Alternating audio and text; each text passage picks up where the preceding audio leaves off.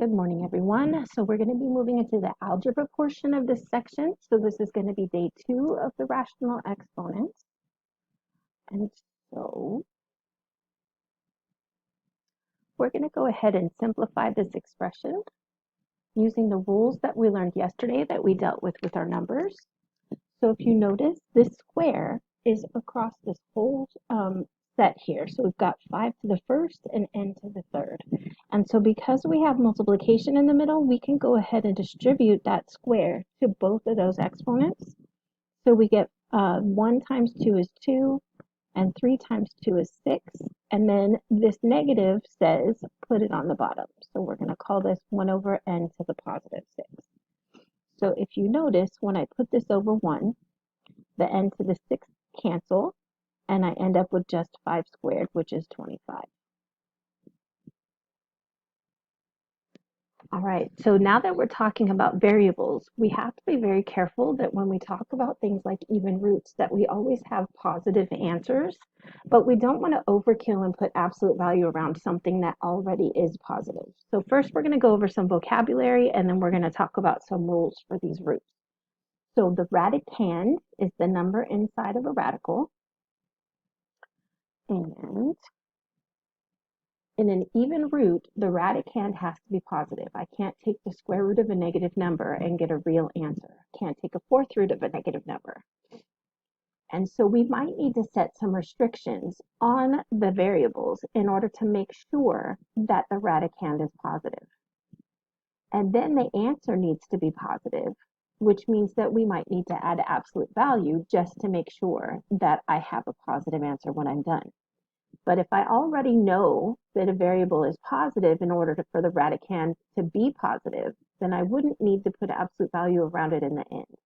So this is where things get a little bit interesting.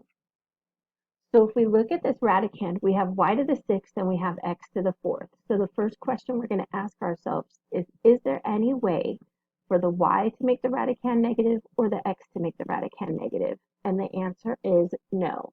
So if I have a negative value for either one of those, a negative to the 6th or a negative to the 4 is going to be positive. So because the radicand is always positive, there are going to be no restrictions. So then remember that the square root is really a 1/2 power. So half of 6 is 3 and half of 4 is 2. But remember that not only is the radicand positive, but the answer has to be positive.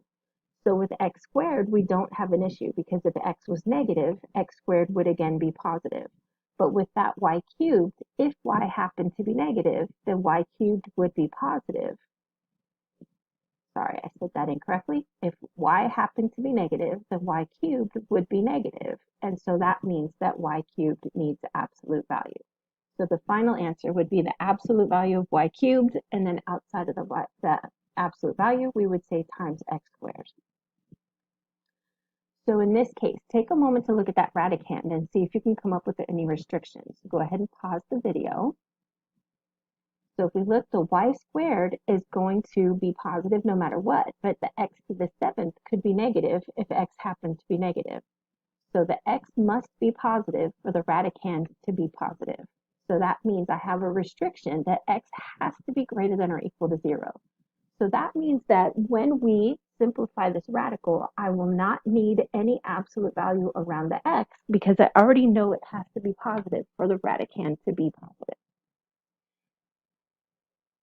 And so half of 7 is 3 with 1 left over. So that means I pulled out 3 and I left 1 inside of the radical. And then half of 2 is 1. And so if we look at that answer, it looks like x cubed could be negative. But remember, we have this restriction right here that x has to be greater than or equal to 0 for the question to even exist. So the x cubed does not need absolute value, but the y does because y could be negative. So the final answer is going to be with the absolute value around the y.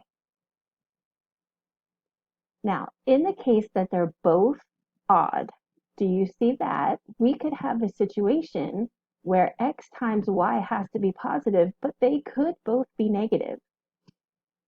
And so I don't have any restrictions because I could have a negative x and a negative y.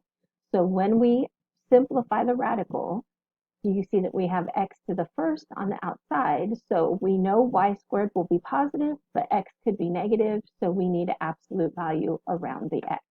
And notice my radicand has an x times a y, and that has to be positive. So we do know that. So odd roots have no restrictions. We love odd roots. No absolute value, no restrictions. We are good. So if we take a look at this example here, do you see that we have this 1/3 power, which means that this is really saying the cube root of this number. So then just to let you know, 64 is 4 times 16, and 16 is 4 times 4. So this is 4 to the third and x to the sixth. So then the first question is, do we need any restrictions? And the answer is no, because I have a cubed here, which is an odd index. And so there are no restrictions and there are no absolute values. And so remember, we're going to take 1/3 of 3, or take this 3 and divide it by 3. So we get 4 to the first. 3 goes into 6 2 times, and so we get x squared. So the final answer, just cleaning it up, is going to be 4x squared. And we don't need any absolute value or restrictions. Taking a look at number 12, again, this is a 1/3 power, which is an odd root. And so that means that we don't need any restrictions and we don't need any absolute value when we're done. And since I have division in the middle, I could go ahead and distribute the 1/3 to each of these, which really means divide them by 3. So that's telling me if I take 6a and divide it by 3, that means I get 2a. And in the denominator, if I take negative 3a and divide it by 3, I get negative a. By the way, if you wanted to simplify the interior first and then do the 1/3 power, that would be totally acceptable. So then my division rule says take the first, or the numerator's exponent, and subtract the denominator's exponent. And so that's really going to keep change. It's going to be plus positive, so we get p to the 3a power. And again, we don't have to worry about any absolute value because we had an odd root. Moving forward, if we take a look at this example here, I want you to pause the video and see what kind of restrictions would I need for question 13 and 14. So taking a look at number 13, do you see that y is going to be positive no matter what? Because if y is positive, y to the 6th is positive, and if y is negative, negative to the 6th power is still positive. But x to the 5th is going to give me a problem. So we're only considering odd exponents. So I have a restriction that says x has to be greater than or equal to 0, and that is going to be part of your work. So then there's an invisible 2 here as an index. So this is what we're going to do. We're going to say 2 goes into 5 2 times with 1 left over. So that means I can pull 2 x's out and I have 1 left over on the inside. And then here 2 goes into 6 3 times with nothing left over. So x squared, I don't have to worry about it anyway, but y cubed is making me nervous. And I don't have any restrictions on y, so that means that I need absolute value around y cubed in order for that to be a positive solution. So looking at number 14, I don't have to stress about anything because I have an odd root. So odd roots have no restrictions and no absolute value. So let's take a look at 27. I don't think there's any way to clean that up any nicer. So 27 is going to be 3 times 9, and 9 is 3 times 3.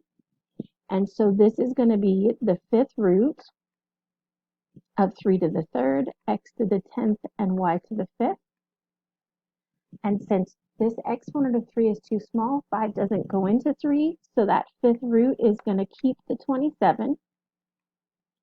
And then 5 goes into 10 2 times for x, and 5 goes into 5 1 time for y.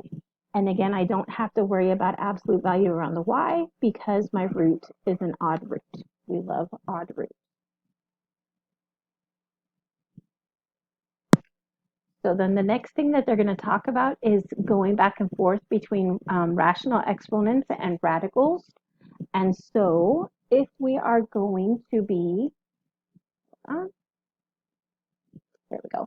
If we're going to write a radical expression as a rational expression, we're going to use the rational exponent rule, and then we're going to simplify. And then if we're going to write a rational expression as a radical expression, we're going to find a common denominator for the exponents, and then we're going to apply the power rule. So looking at these two problems, we're going to write as a rational exponent, or write using rational exponents. So if we take a look at this fifth root really means to take it to the 1/5 power, because the root always goes in the denominator. And then when I'm multiplying, that means that I can distribute the 1/5 to each of those exponents. So that means I have 3 to the 2/5, I have x to the 3/5, and I have y to the 4/5. And so that would be writing the expression in terms of rational exponents. So to go in the reverse, like it said, I need the same root for all of them so that they can all go under the same root. I don't want 3 different roots in this problem. So do you see that the least common denominator for 3, 2, and 4 is going to be 12? And so I would need to multiply 1/3 by 4/4, and I'd multiply 1/2 by 6/6, and I'd multiply 1/4 by 3/3. And so that means that I have x to the 4/12, I have y to the 6/12, and I have z to the 3/12. And so that means that I have the 12th root of x to the 4th, y to the 6th, z to the 3rd, and that would be that expression written as a radical.